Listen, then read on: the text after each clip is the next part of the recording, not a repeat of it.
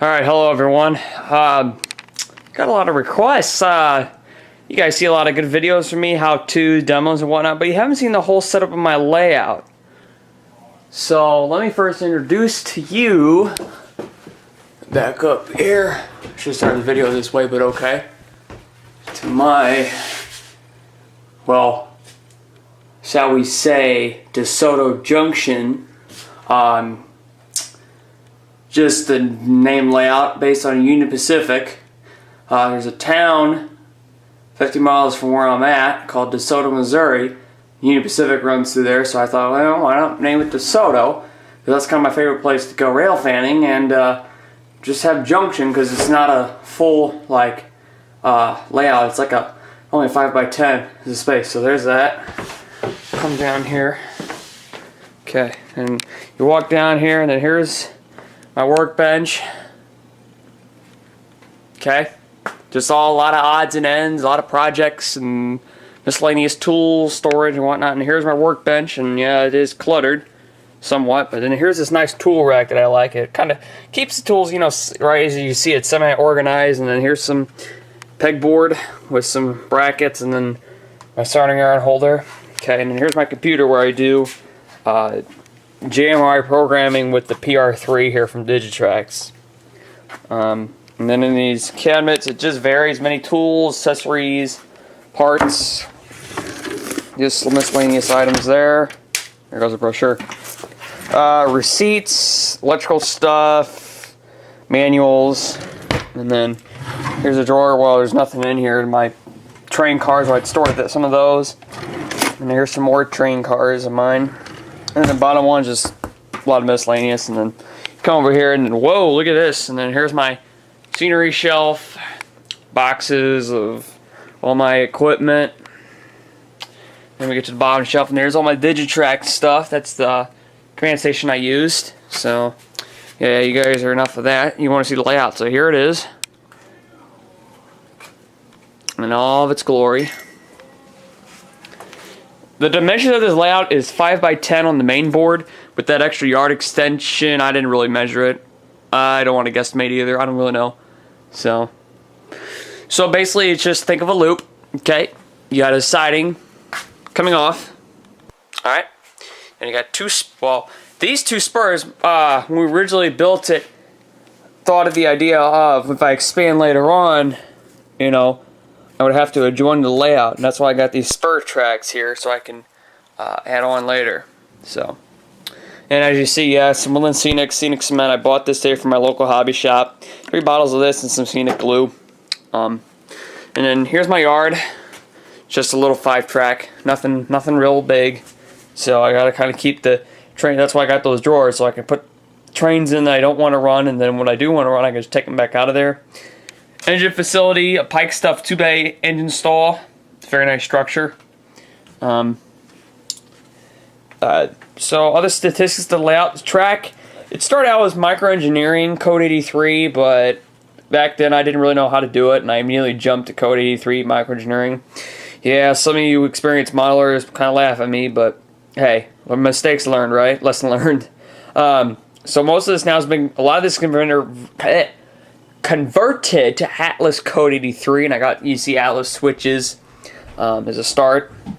I didn't want the fancy Walther Shinohara Code 83 or the microengineering turnouts because you gotta DCC electrify them, and the Atlas come from factory as DCC friendly, and they are DCC friendly, but they're a start. But a lot of professional modelers don't even use that. They just use the more expensive stuff and just make the gaps. So as you see, here's some mountains here and there, and then here's where my town is supposed to be. And then there's some more, kind of like across a creek, and then here's the other side of the town. Just a little bit of rural feel to it. Water. You see the layout coming around. Curves are 22-inch radius, even in the siding, as I got it spaced out. 22 is the only thing I've got.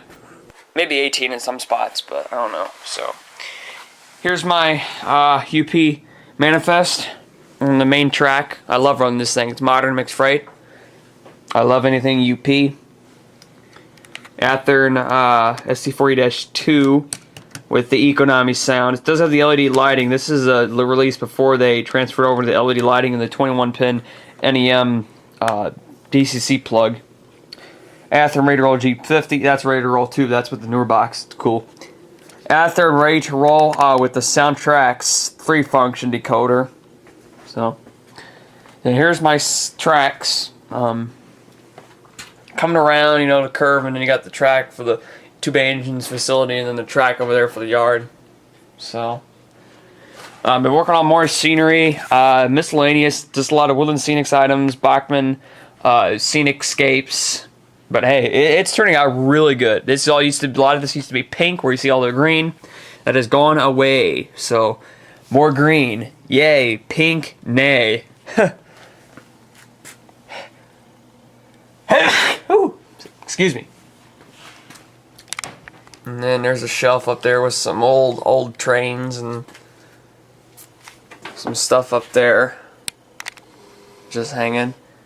Grand Canyon Railway sign I got hanging up. This wall I hope to eventually fill up with railroad logo signs, as this is my train corner. So yeah,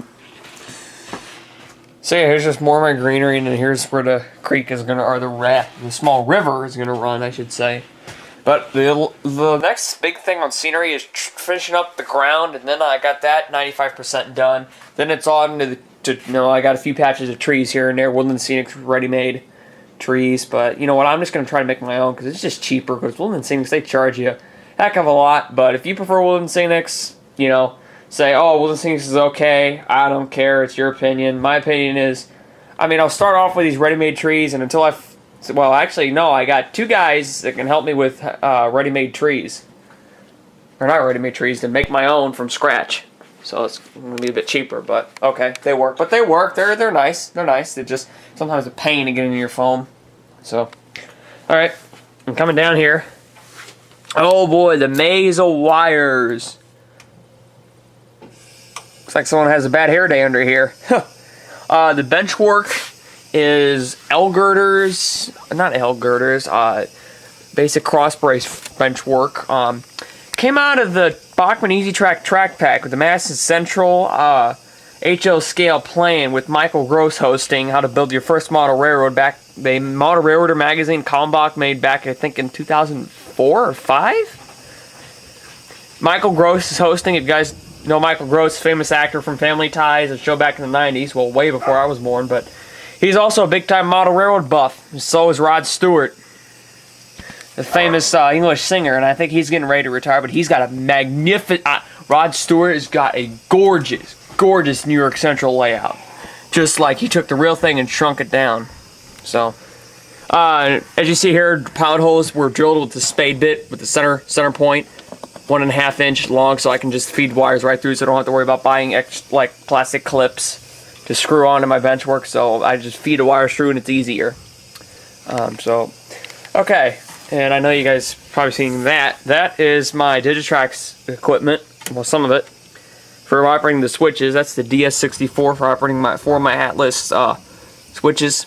Maze of wires are going out to them, and the track power. So yeah, of course, you guys just seen that I use Digitrax. This is the heart of my system. Zephyr Extra. I originally had a control panel right along this wall. But after I got the duplex radio back in 14, I still had it here, but I thought, time for a change, because I thought I'd upgrade to a 5-amp command station from Digitrax. But they recently retired the DCS 100 from the Super Chief set, and the Super Empire Builders DB 150 command station booster. But they're still out there online somewhere, but they got the newer evolution with the DCS 210 that offers you a programming output that has power to accept these newer sound decoders, because these older Digitrax systems like the DCS 100, DCS 200, so on and so forth, those systems you had to have an external power booster on the programming track in order to bypass some of the capacitors found in the newer Soundtraxx decoders, or the Loc Sound and TCS and other sound decoders. So, but it all works. But I have my Zephyr now for about 6 years, and it's worked reliably. There's only been 2 times that I had to send the power supply in. Other than that, last time I sent that in was 4 years ago. So hey, I like it.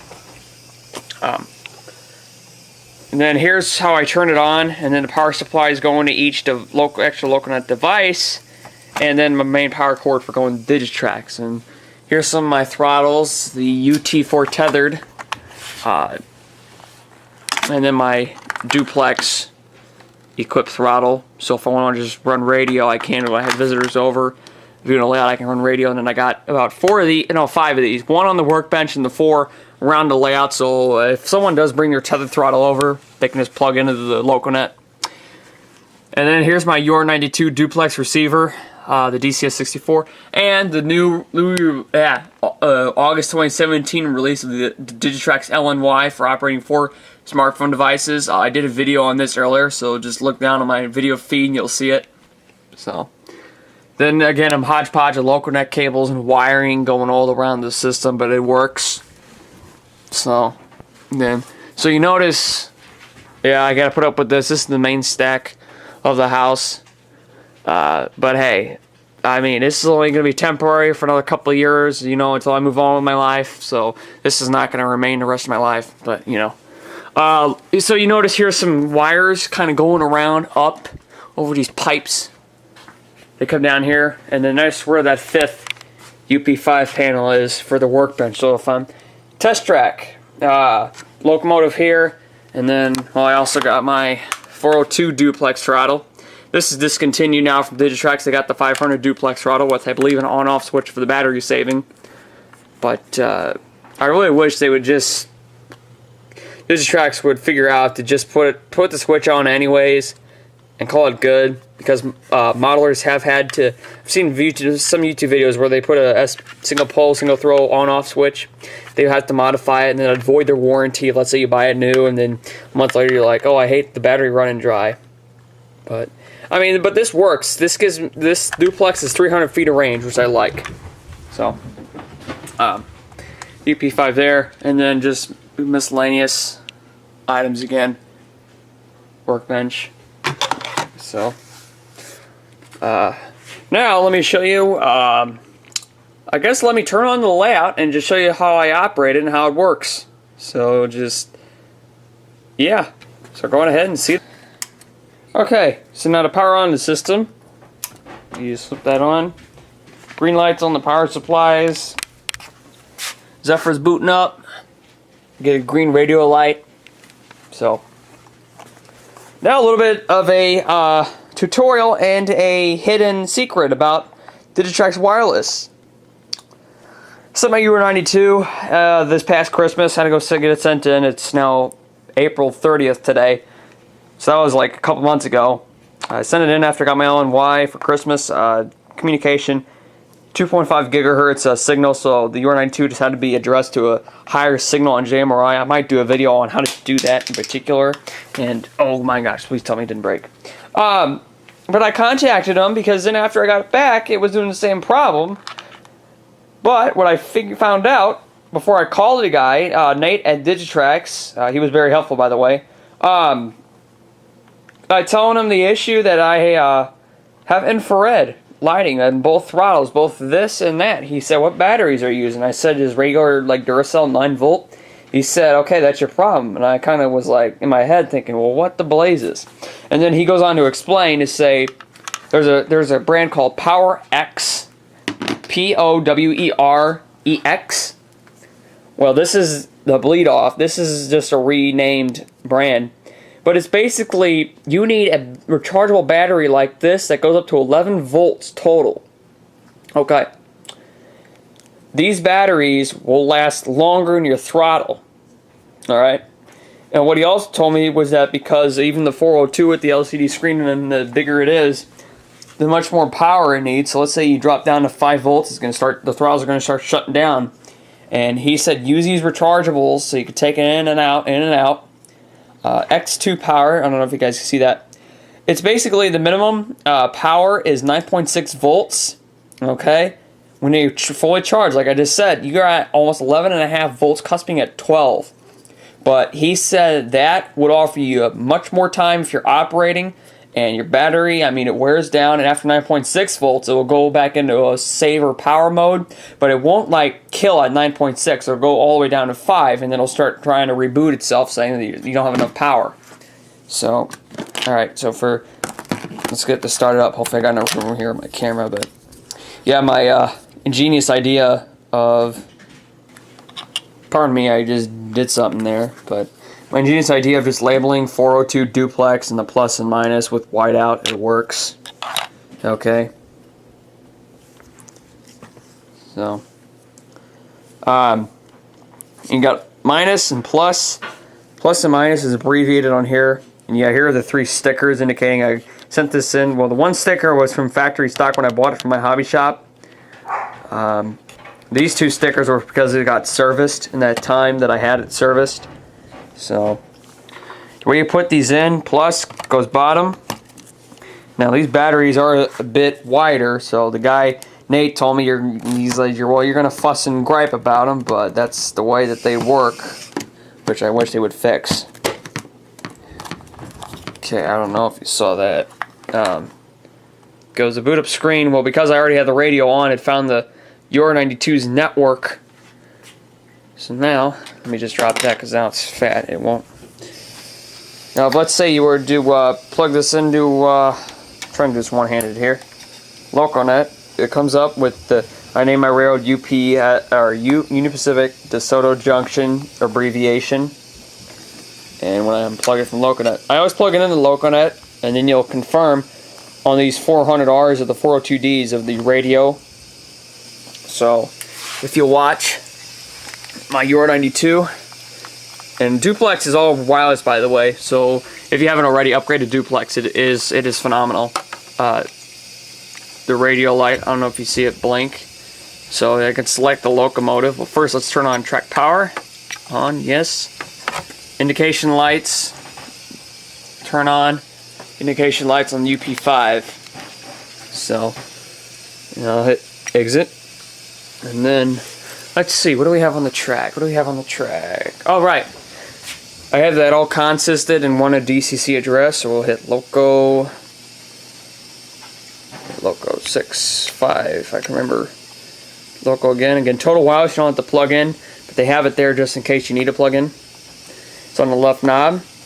All we do, we just move it forward. So I program all of my decoders with the computer only. I don't use just the Zephyr. The Zephyr is just to power up the whole layout in my LocoNet system. So there's only 2 wires coming out of the several terminals on the back of the Zephyr. So 1665 is fired up. So Athearn locomotives with sound, you got horn, bell, short horn. On these newer Economy ones, coming out with Economy, you get more of the functions and startup sequence and shutdown. Okay, let's say you want to get to the extra functions of multiply times 10. What you do, you hold the function button, you hit that, and that means now you're in the 10-digit. So anything above 12, there's 12, you can just hit the solo. You can go through 13 through I think 19. And then in order to access the function multiplier times 20, you hit hold function, you hit the 2 key, and bam, there you go. Now you're in the, so I can, that's function 26, for example. So,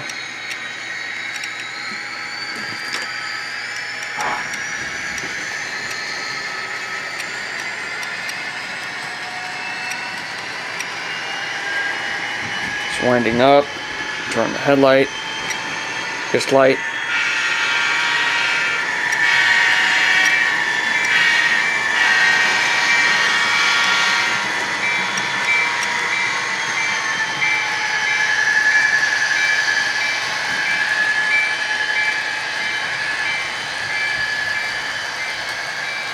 So yeah, that's just basically how my layout works, how I like it.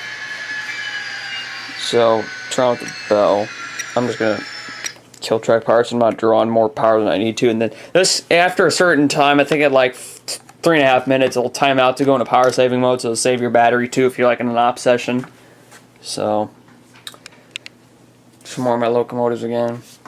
So, Okay, so now to exit out of this video, to end it, hopefully you guys like seeing this video. Give this a like, a dislike, maybe some comments and questions below on the comment portion of the video, and I'll get back to you whenever I can. So this is the Union Pacific Railfen for Life, long name. I'm going to be signing off here. Please subscribe to my channel, and again, ask me questions on any of my videos I have, and I'll be coming out with future like how-tos on DCC and just maybe some more layout updates as my layout progresses. So thank you guys for watching.